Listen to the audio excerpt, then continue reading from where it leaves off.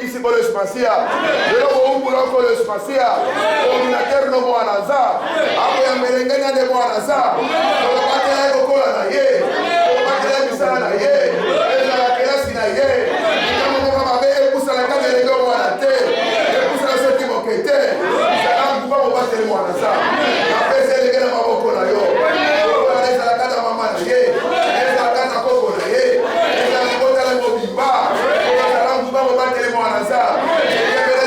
Masala iko zo ko malobi ko peto la imoto mo anza mani beli ko morayo ko morayo ko espacia eta tro mo ki mo bimba la pesa sura maboko na yo ani bia so za le mosundi o mura ko espacia ela ke ko kiame belenge na yo apa mo na ko na yo eti na buya e kama biso la seko amen santo santo santo ya wa seko la seko santo santo santo ya wa seko la seko santo santo santo la casa de pia por la seko santo santo santo Yahweh mosinanguya zalaka zali pa la seko santo santo santo Yahweh zalaka zali pa la seko santo santo santo Yahweh mozali pa la seko azala koni maite maela molimo esiko kitakane elenge natika kwa mani nande swabor. I have believed that I faith that the Holy Spirit has reached to a child in the name of Natita Swabor. Koro espacia mosimo batele zalio. Batele na yo kola na ye koro espacia. Koro nege yo ba yambaki yo kadanga sabe na sebe yo. Received you as God,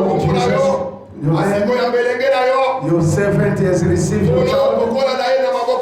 He had growing up in your hand. Even he has schools in your hand. Now matter nothing bad can happen to him. Bless her family.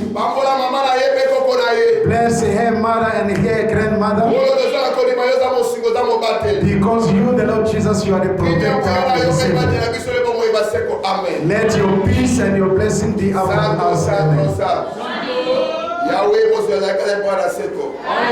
santo santo santo Yahweh seko la seko kolo batela epi Psalm 112 bazanga loko na limota oyo te. God bless her. Psalms 112 Psalms 104. They must not be in need of any bread. Santo, santo, santo. Yahweh mosinanguya nyonso zalaka zali pa